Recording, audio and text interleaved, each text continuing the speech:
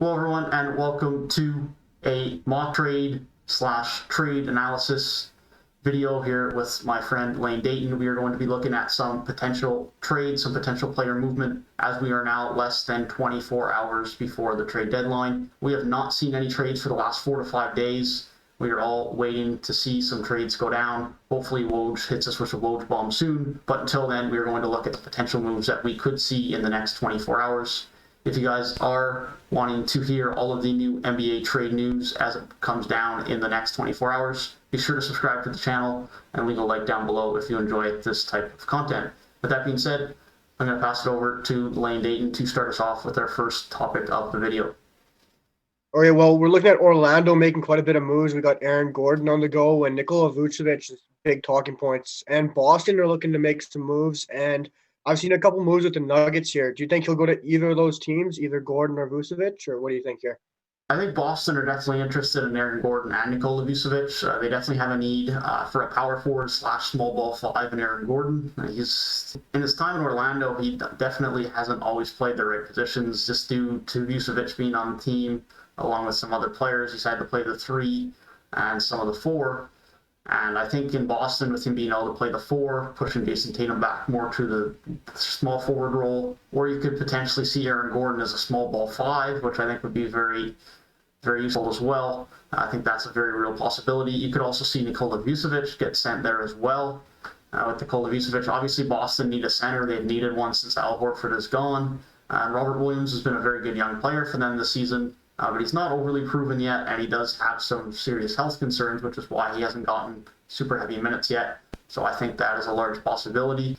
As far as other destinations go for Nikola Vucevic, I don't think his market is going to be as big as Orlando would hope. I think they're asking for too much personally. I think Nikola Vucevic is a great player. He's an all-star caliber player, there's no doubt about it. He's a great offensive player with underrated passing at that center position, but his defense isn't great, and it is hard to win in this league with a poor defensive center. And so a couple of quality young players along with multiple first-round picks for Nikola Vucevic might be a bit much for a lot of teams to ask for. However, as far as Aaron Gordon goes, I think that market is a lot bigger. The Timberwolves are heavily interested in now adding a power forward. Right now they have Hernan Gomez or other arguably G League players that are starting at that power forward position. Vanderbilt has played some minutes there as well. And they're definitely looking for a piece to put alongside Karl-Anthony Towns. That could be Aaron Gordon, that could be John Collins. We could also see Portland be interested in Aaron Gordon as well. Damian Lillard has come out and said today that he is heavily interested in Aaron Gordon being on the roster. That would push Derrick Jones Jr. back to the bench, something that I think would be nice for this team given his lack in production on the offensive end this year. Having a bench of Rodney Hood, Gary Trent Jr., Derrick Jones Jr., and his cancer when Yusuf Nurkic comes back from injury would be very solid. So Orlando have a lot of assets that they could acquire via some trades here. I don't think the Nikola Vucevic market is as big as Orlando would hope, but I think they should be able to get a decent return from both if they decide to trade them. Yeah, I completely agree. I think we're going to see a lot of movement here for Orlando. It's going to be quite busy coming to the last 20 hours now on the deadline. Or they could see Gordon go for quite a bit and Vucevic, but not as big of a market as you said for Vucevic. But let's talk about Boston here. They need to do something. They got 20 hours left. Probably Marcus Smart's going to move, and I've heard Drummond might be coming, but that he's probably going to the Lakers. What do you think Boston could do here going into the last couple hours of the trade deadline? I mean, if I'm a Boston Celtics fan right now, I have to be worried that we're going to pull a repeat Danny Ainge where he's involved in every single trade talk and doesn't bite the bullet. James Harden trade has happened, Kevin Love trade has happened over the summer, where they could have gotten Myles Turner back from Gordon Hayward, but he wanted more, and instead they ended up with a trade exception with him going to the Hornets. And so they now have to use that trade exception, because if they don't, now given it doesn't expire at this trade deadline, but they need to be able to use this trade exception to improve this team, because otherwise they've essentially passed up the chance to acquire Myles Turner for absolutely nothing. And Myles Turner is someone who would have fixed so many issues for this Boston team this year. Their biggest issue was rim protection and defense and that center play, and Myles Turner would have been that guy. And so with that being said, that trade exception needs to be put to use. They need to use some of their future assets. They've acquired so many firsts over the years, specifically in the infamous Kevin Garnett, Paul Pierce trade, And they just didn't use those first-round picks to improve the current roster. They picked a lot of players. They've since cut former first-round picks that were members of their rotation because they've had so many young players come in. And so I think Aaron Gordon could be a very good piece for them, as we mentioned. I think Nikola Vucevic could be very good for them as well. I think the possibility of adding a point guard for them could also be very good, whether that's someone as Kyle Lowry, although that doesn't seem to be someone they're rumored to be interested in. Lonzo Ball as well. There does seem to be less of a sense that they're interested in a point guard. However, Kemba Walker really hasn't been good this year, and his playmaking ability is not where you would like it to be, especially for a team in which Kemba Walker is probably the third best scorer on the team and behind Tatum and Brown. You'd like him to be passed first, and Kemba Walker just never has and never will be that. So if I'm a Boston fan right now, I'm really hoping that a move gets made within the next 20 hours because A, this Boston team needs to finally make a move and try and get to that next level, and B, Boston just have been terrible for the last 3 weeks and need to try and get a little injection of life. Yeah, for sure. And speaking of Boston, I got one quick mock trade here while we're on the topic of Boston. I got a trade for Celtics get John Collins, Bogdan Bogdanovic, and Tony Snell, and the Hawks receive Marcus Smart, Tristan Thompson, Aaron Nesmith, and 2021 first-round pick. What do you make of that trade? I think it's interesting. I don't know if Atlanta's. It's the thing is Boston lack future assets outside of massive first-round draft capital down the road, which I don't think they're going to be willing to get rid of, other than in multiple first-round picks. And so I think it's going to be tough for them to acquire any more than one quality player from a team, never mind multiple from Atlanta. And Atlanta's also in a scenario where, as much as it seems like they're willing to trade John Collins, trade Cam Reddish potentially, and Bogdan Bogdanovic, this is also a team that is in win-now mode this season. This is a team that has already fired their head coach, and I think the front office is well aware that if they don't make the playoffs this year, they're also going to lose their jobs come the end of the season. And so there's a weird management role as far as Atlanta goes right now, with managing all their young players and managing those contracts and trying to decide who they want to keep. But I don't think it's likely that Atlanta are going to be interested in the return that comes back there. But it'll be interesting to see what Atlanta do here moving into the last hours of the deadline. Yeah, for sure. It's very interesting to see what Boston's doing around Marcus Smart and whatnot. Let's touch on Atlanta just a little bit more here. And John Collins is quite a big talking point. And then you have Bogdan Bogdanovic and Cam Reddish. Which players do you think are going to be able to move here, and who do you think they're going to dealt? I think inevitably, even though there has been so much talk around John Collins, I think we will see him stay in Atlanta. John Collins has vocally said many times how much he does like Atlanta, although there is much contempt with his relationship with Trae Young on the court. John Collins would like to be a more vocal point of the offense and doesn't really like how much of the offense Trae Young dominates. However, John Collins is still a fan of the city and a fan of the team as a whole, and is a valuable piece for them going forward. As far as Atlanta goes, there is obviously some concerns that he is going to get a very large offer sheet this summer, potentially north of $20 million, and I don't blame Atlanta for being scared to having to pay that. So it'll be interesting to see if that gets matched come the summer, or if he does end up leaving Atlanta, but I don't think it is likely he gets dealt for the value that could potentially be returned. If he does get dealt, I think Minnesota could be someone that could make a very big push for him. Outside of that, there are a few other teams, but I don't think his market is in high enough demand for Atlanta to warrant trading him. I think they will try and hold on to him and bring him back this summer. As far as Bogdan Bogdanovic goes, a trade for him is weird. He's only played all of about a month for this team. He's been injured for a large part of the season. He's been playing fairly good since he's been back in the lineup. They just signed him to a new extension this season after he was acquired via trade after the botched Milwaukee trade, of course. But with that being said, it's likely that it is very possible he gets traded. I just don't know how likely it is given the fact that they just committed to him. I think the most likely trade here is Cam Reddish. There's just a surplus on this team at that position, and DeAndre Hunter is the best of those two young players at the small forward position. He's already proven to be better offensively when Cam Reddish looked to have more offensive potential out of college. And DeAndre Hunter is by far the better defender, and arguably someone who will make all-NBA defensive teams in his career. So I think if anyone gets moved from this Atlanta team, I think Cam Reddish is very possible, whether that's for young assets or for a retooling of current assets. I think Cam Reddish could definitely see his way out. Yeah, it's very interesting. There's a lot of quite a teams who could make a move here, and Atlanta's one that could make a splash with Collins maybe moving, and then Cam Reddish, like you said, probably moving too.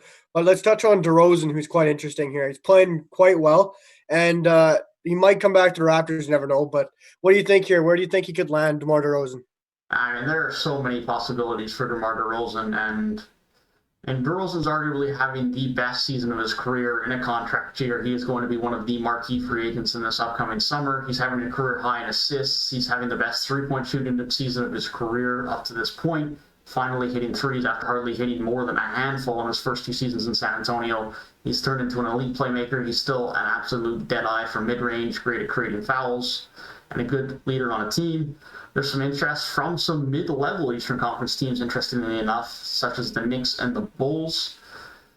DeRozan has said that he is interested in a return to the Eastern Conference. I think a Knicks fit is quite interesting. I think a team that centers around RJ Barrett, Julius Randle, and DeMar DeRozan is very mid-range heavy. However, I think it gives them a lot of good scoring options. Mitch Robinson surrounds them, and I think that is a team that no one is really going to want to face in the first round of the playoffs, which I don't think we ever would have been saying at the start of the season about the New York Knicks. Regarding the Chicago Bulls, you could say similar things. If you had Levine and DeRozan as your two wing scorers and creators, that is a hard duo to guard. It is hard to have two good wing defenders to be able to stop that. As far as what San Antonio would want the other way, Lauri Markennen could definitely see himself go the other way. Power forward is definitely the weakest position for San Antonio right now, with Trey Lyles being their starter there at the moment. And so a package seeing Lauri Markennen and some picks, or Lauri Markennen and some other young assets, is definitely something that could be intriguing. As far as the Knicks go, a first or a couple of firsts along with Kevin Knox, maybe Frank Ntilikina, some options like that is definitely very possible. I don't think it's likely we see DeRozan go to a contender. He's not really someone who I see being a third option on a team, whether that be a team like Boston. The fit doesn't really work there. Any type of team like that, the Lakers, although they don't even have the assets to acquire him, and that's another issue with a lot of the top teams, is they just don't have the assets anymore to acquire those top-end players. And so I think we could definitely see DeRozan go to one of those teams in the Eastern Conference. And I think it'd be fun to see him on a playoff team again, on a young team, and a team where he's going to have some good scoring around him, either with potentially RJ Barrett and Julius Randle, or a perennial scorer in Zach LaVine in Chicago. Yeah, it'd be fun to see DeRozan move on and be a possible playoff team again, get him in the playoffs once again. Actually, a contending team, hopefully. But you touched on the Bulls quickly there, and let's touch on them a bit more here. Thad Young's up, and then you got Markennen, Lauri Markennen, and maybe Zach LaVine. I'm not sure what you think about him, but what do you think about these three moving on, or will they find a new destination somewhere? Thaddeus Young is an interesting one for me. The reports have said that the Chicago front office they've said Thaddeus Young is untouchable. I don't know what the definition of untouchable is in this league anymore if Thaddeus Young is, because Thaddeus Young is a free agent on a team that isn't a playoff spot right now, but is not going to be pushing to win a title by any stretch, regardless of what trades they make. And Thaddeus Young's had a very good season this year. He's had one of the better ones of his career after getting a boost in minutes due to some injuries this season. And there would be a lot of contenders that would be willing to give up a first and a young asset, or a couple of young assets, to Chicago to be able to acquire him for a very solid bench piece going into the playoff run, who has some experience over the years playing with the Pacers in some playoff runs. He just does it all. He hits the three-point shots. He plays good defense. He's a good leader. He works hard. He's just a good all-around player. I know Chicago seem unlikely to trade him, but I would find it hard to believe that they are just willing to let him walk unless they are fully confident they are going to re-sign him this summer. Outside of that, I think Markennen is a very potential trade option as well. Similar to John Collins, he is another power forward who needs to be re-signed at the end of the season. And his value is going to be a little bit unclear as well. And it's very possible someone gives him a big offer sheet. He still hasn't really hit the heights of his year two offensive production, although he has been better again this season. And so I wouldn't be surprised to see someone take a chance on him as well. Someone like the Spurs, someone like Minnesota, one of those teams that needs a power forward, a young power forward, as they continue their rebuild and their retool, is definitely very possible. Outside of that, Kobe White has potential to be traded, but I don't think Chicago are ready to give up on him yet. Zach LaVine is someone else who we've rumored to be talked about in trades as well, but I don't think there's anyone who has enough interest in him to give up the trade value that's going to be needed to get him out of Chicago, and so I think it is quite likely he stays as well. Yeah, who knows? The Bulls might be making quite a big moves here with maybe Zach Levine would be quite a blockbuster trade if we saw that one happen. But I want to talk about Victor Oladipo here for the Houston Rockets. Me and you just made a trade in fantasy between him. Do you think he'll make a big trade here on deadline day as well? I think the Houston Rockets need to fire their whole front office if he doesn't get traded. It's that blank, and I don't know why they traded Oladipo for Karis LeVert in the first place. Karis LeVert was always going to have more value than him. Even if Karis LeVert wasn't part of their long-term plans, they were always going to be able to get more out of LeVert in another trade than Oladipo was. LeVert is younger. LeVert has been healthier, although he had his medical scare, but he seems to be back healthy now and playing, which is great news. But Oladipo was always going to be a free agent at the end of the year. He had just come off of a major injury in which he still has health concerns as he has not played a back-to-back game all season. His efficiency has been absolutely horrendous this year, although given that is partly in fact that he's been playing on a Houston team in which he has had to take a lot of shots because the team he's playing with is a G League team. And because of that, I don't know how much they're going to get back for him because he's a free agent who has heavily declared that he wants to go to Miami.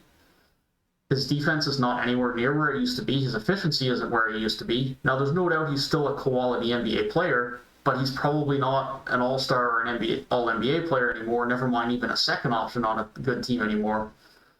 So someone could be interested in him. Toronto could be interested. Miami could be interested, but Miami are fairly confident they could sign him in the summer, and so they're not going to be too motivated to give up assets for him. As far as other teams that could want him, Dallas could be interested in acquiring another perimeter scorer after trading away Seth Curry this offseason. It is possible that Philly have interest as well if they don't get Lowry and Lonzo and feel the need for another guard. Or it is possible that maybe someone just takes a shot on them like the Knicks or like the Bulls to try and give them a little push this season and just try and improve their odds of being able to re-sign him in the summer. Denver have also been rumored to sign him, in which Gary Harris would probably go the other way. There's definitely a lot of possible destinations for him. The question is just going to be how much are teams actually willing to give up for a player that's probably going to leave them in 2 to 3 months. Yeah, for sure. And like you said, if that front office doesn't trade him, they better get fired, and you better be in there next because that front office has been doing a terrible job. And we're just going to move on to the Sacramento Kings here. They got quite a bit of players being talked about getting traded, all the rumors. You got Buddy Hield, Richaun Holmes, Marvin Bagley, and Harrison Barnes. Think any of these guys are going to be moving on, and what do you think their value is going to be? I think anywhere from 3 to 5 guys off of this team could move. The 4 you mentioned, Cory Joseph could also be moved as well. There's a lot of potential movement on the Sacramento team, and it feels like the Sacramento team has just been rebuilding for years and years and years. It looked like they had potential with Boogie Cousins, then Boogie Cousins wanted out, and he inevitably got traded to the Pelicans when him and Anthony Davis dominated in the front court for a little bit. And now they've rebuilt again. They drafted Buddy Hield, De'Aaron Fox, Marvin Bagley. They brought in Harrison Barnes. They've brought in Tyrese Halliburton now, and now they're kind of at a point where they recognize that their future is De'Aaron Fox and Tyrese Halliburton, and everyone else that doesn't fit the timeline can just go when they want more future assets, and I don't necessarily blame them. I think Richaun Holmes is a quality center for someone, whether that be the Raptors or any other team that's looking for a starting org. Very good backup center. His rebounding ability is very good, and his finishing at the rim is one of the best in the league. It would be nice to see him on a good team. If we haven't seen that, he was on a not bad team in Philly for a little bit, but he never got the playing time to be able to play well until he got to Sacramento.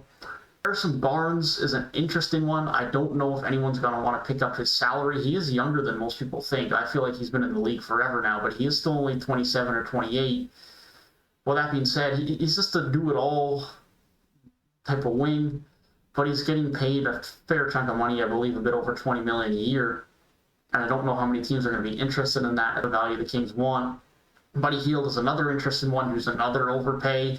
Get the trend, the Sacramento Kings office overpays, and then they have to try and get rid of these contracts. It's typically what happens. Buddy Hield's making $24 million a year, and there's no doubt he is a very good three-point shooter, but he is a very good three-point shooter and not much more than that. So there's no doubt someone will be able to take him in if interested. And if they can not give up too much assets, as much as it's not even talked about, it's someone even Boston could go after, although I don't think it's likely. He fits into their trade exception. They could offer up Romeo Langford in a first-round pick. Sacramento might be interested. That might take a little bit more. But I think Buddy Hield needs to go, although I think he is probably one of the least likely guys to go. And then most notably, Marvin Bagley. Marvin Bagley has requested a trade. His dad wants him out. His dad wants him starting. I think his dad thinks he's some all-NBA player, when in reality, Marvin Bagley has been inconsistent offensively and throughout his first 2 seasons, has not been able to stay healthy, and his defense is still arguably that of one of the worst defensive centers in the league. And so as much as there's still a lot of upside from Marvin Bagley, his defense is horrendous. His health is a massive concern. And there's a lot of upside, but I don't think they're going to get much more than a couple of seconds or a late first-round pick for him or a decent young prospect. And that's about it. I think that's about all as it takes. But I think he probably does leave. I think Richaun Holmes probably leaves. Harrison Barnes and Buddy Hield are a bit more of a question mark. It's possible Cory Joseph gets dealt to be a backup point guard for a team as well, as I believe he only has 1 year left on his contract after this year, so that contract is a bit more tradable after they signed him to a 3-year contract last season. For sure. And while we're on the topic of Sacramento Kings, I'm going to bring up a quick mock trade that I found here. We have the Charlotte Hornets getting Marvin Bagley Jr., and the Sacramento Kings receive Malik Monk, Vernon Carey Jr., and a 2022 protected first-round pick. What do you think of that one? I think that has potential. Charlotte Hornets definitely have a surplus in the backcourt. They have Terry Rozier, Devontae Graham, and LaMelo Ball now. Of course, with LaMelo Ball being injured, there is a little bit less motivation for them to trade one of those guards, and Malik Monk has definitely had a bit more of a coming out party in the back half of the season since he's played. He has that Jamal Crawford type of vibe where he doesn't offer you much more than scoring, and sometimes he will shoot you out of games when he has a bad shooting night, but when he is on, and he can win you some games.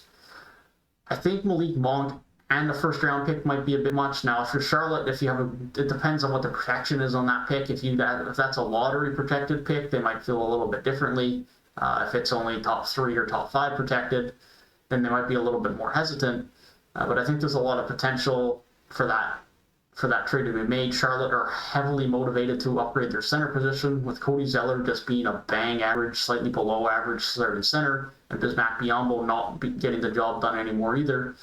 They have large motivation to acquire a center. That was their goal at this deadline, and so I think a potential Richaun Holmes trade is possible. I just don't think they're going to be willing to part with quite that much value. Maybe a second-round pick or a heavily protected first-round pick along with it is very likely.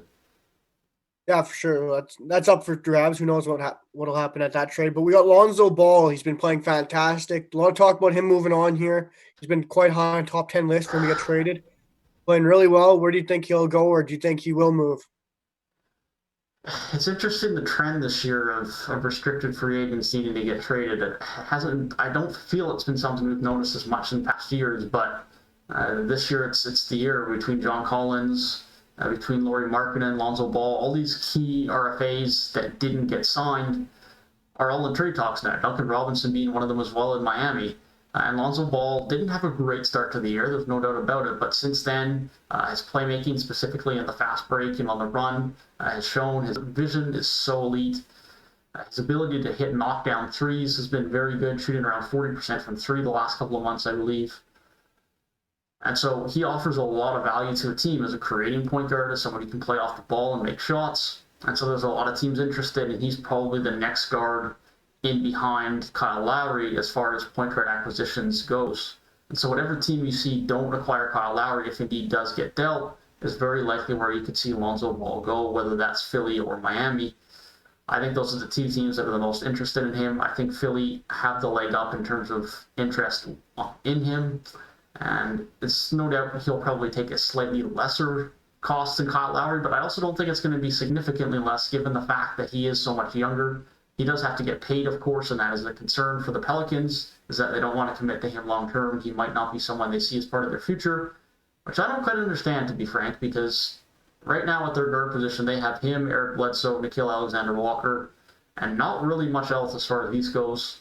Eric Bledsoe isn't exactly young anymore either, so I'm not sure what the motivation is to get rid of him. If you can build around Lonzo, Zion, and Brandon Ingram, sure, Lonzo might not be your third star caliber of player, but are they going to be able to acquire a third player better than Lonzo Ball? Is the question. I don't know how likely that is.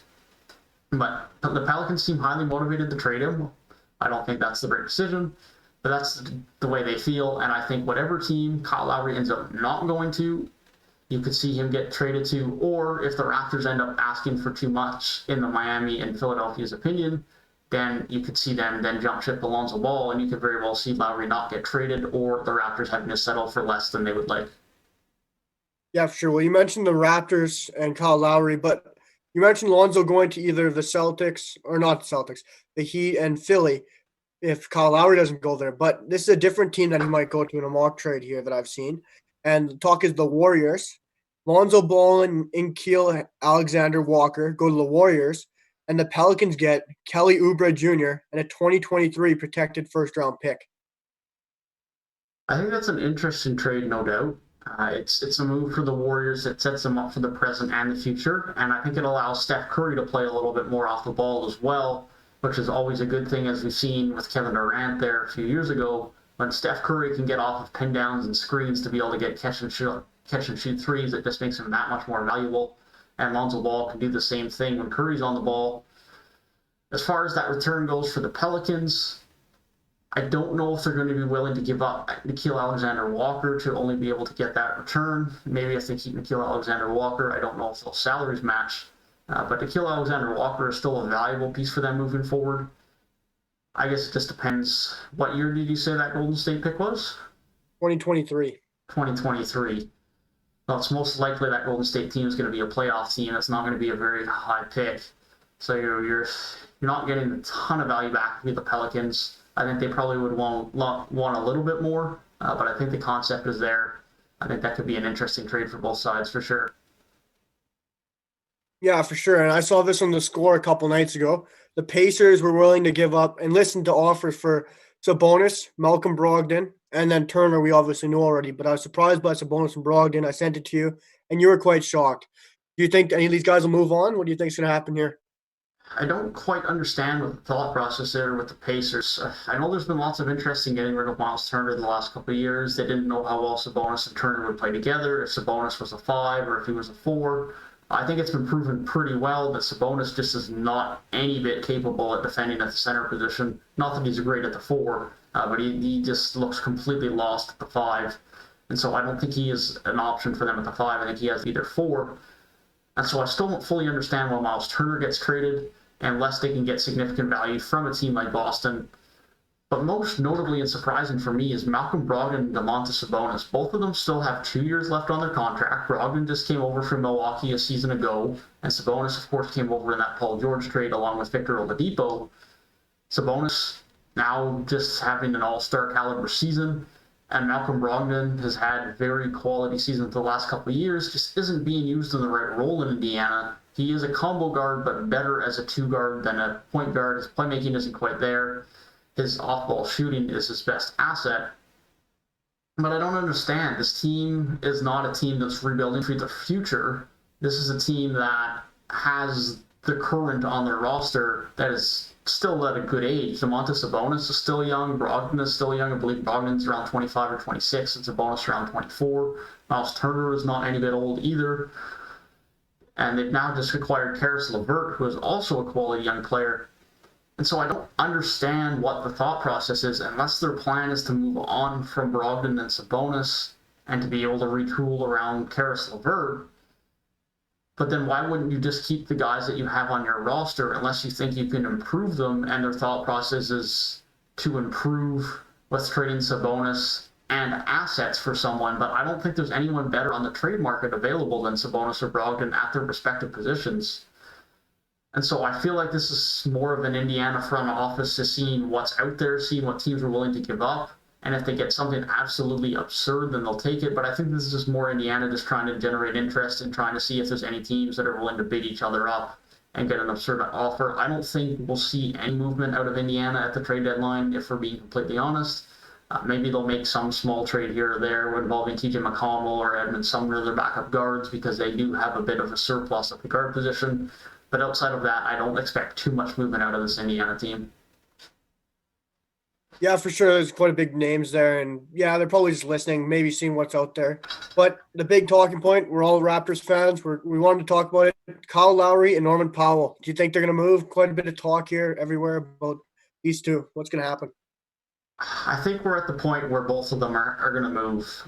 Kyle Lowry, obviously, the greatest Raptor of all time. He's been the face of Toronto since he's come in now. Someone who admittedly has said he got traded to Toronto initially and thought he was going to be here for however many months and then was gone. And he didn't plan on staying here long term, but he fell in love with the team and the city, and here he is. But we're at the point now where we're not a contender anymore as far as the Raptors go, and we need to try and rebuild and retool to build around Siakam and OG and Fred VanVleet, who we've locked up long term now as our core guys, with Chris Boucher being under contract as well next year. And also, Lowry wants a 2-year, $50 million extension or signing with whatever team he stays with or gets traded to next year.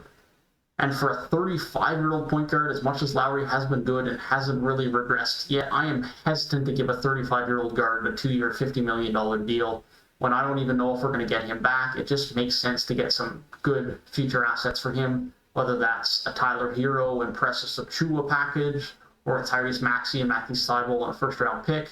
I don't feel comfortable making a trade with Miami for anything less than Tyler Hero. I think all of the rumors that have been saying Duncan Robinson is going to be part of a trade is absolutely stupid, because Duncan Robinson is also an RFA, and that just poses the same problem that we have with Norm Powell right now, in which Norm Powell has a player option at the end of the year, which he is likely to opt out of, and he will be signing somewhere else as a free agent.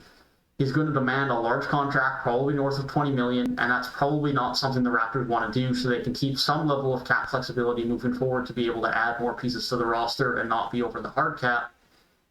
And so I think the plan for the Raptors is to trade Lowry and Powell, acquire future assets, build those players and draft picks around Boucher, Siakam, OG, and VanVleet, and have that be the future.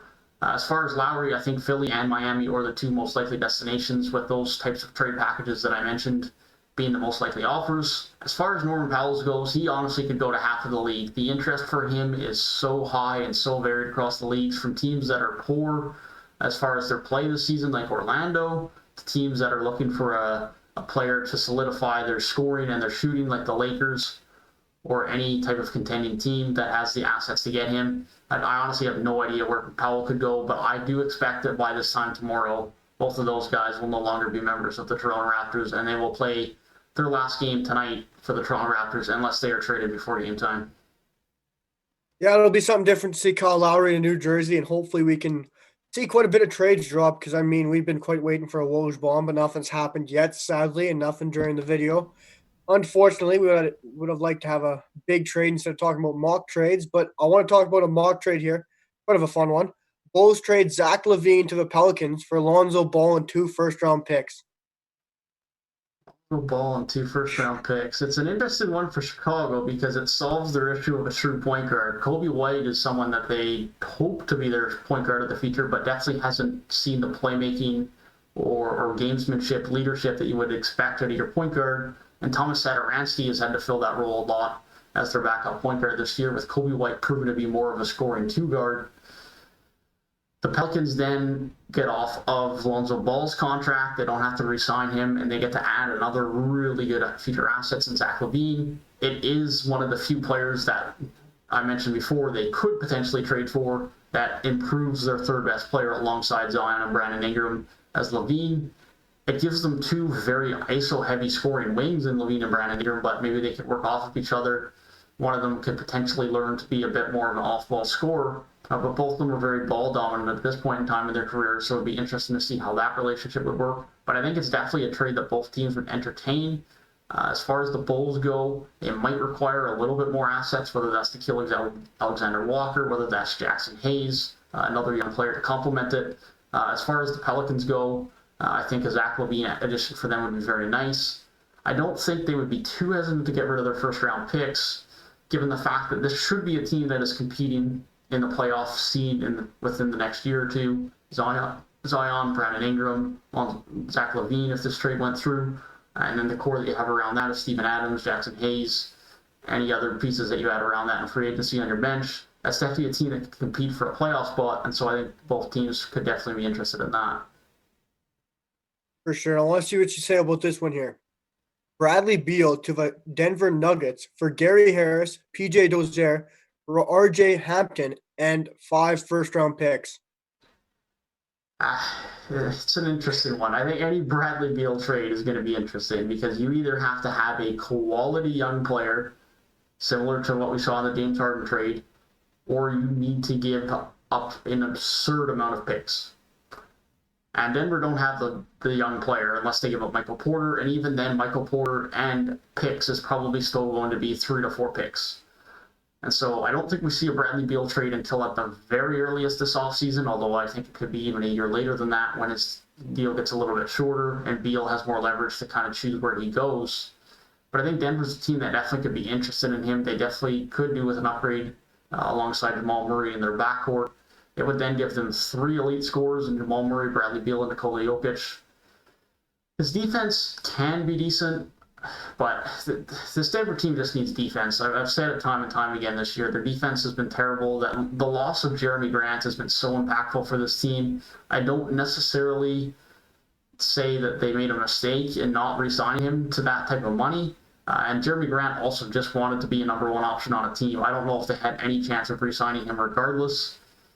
But not having a good wing defender on this team is tough. And even with Bradley Beal, Jamal Murray, Nikola Jokic, Michael Porter Jr., all the quality that they have on this team, I still don't think that team is good enough to be able to win a championship, which makes it hard to pull the trigger on that trade. But they could be a team that if they can't get over the hump, I could see them making that trade to try and get over the hump and try and compete with the big boys for a championship. Yeah, for sure. I mean, that's all trades I can see that are actually somewhat realistic or possible and not outrageously stupid. I'm sure. Is there anything else you'd like to hint at or talk about? I could just want to mention the most recent rumor here today with Kyle Lowry potentially going to the Lakers. It's an interesting one. I think Dennis Schroeder probably has to be involved in any trade because a fit of Kyle Lowry, Dennis Schroeder, and LeBron James on the court at the same time just seems like chaos to me. I'm sure 3 ball dominant guys on the court sounds great in theory, but is everyone realistically going to be happy with that? Probably not. And we know who's going to get the most touches. It's going to be LeBron. Dennis Schroeder isn't great off the ball to start with, given the fact that he isn't an amazing 3-point shooter. Add to the fact that Kyle Lowry might then be taking up some of those ball handling reps now as well. It seems like an interesting fit. There's obviously a desire from the Lakers to be able to improve their roster in an immediate sense, to get over the hump and stay relevant in the playoff picture until LeBron James and Anthony Davis stay back. They'd, of course, love to be able to stay in the top 6 seeds so they don't have to deal with the play-in game. But it's very possible with these guys being out for at least a few weeks that they drop out of that top 6 and into the play-in games and struggle just to get into the play-in games at this point. They're going to have an uphill battle of seeding to be able to get themselves towards the NBA Finals again and repeat.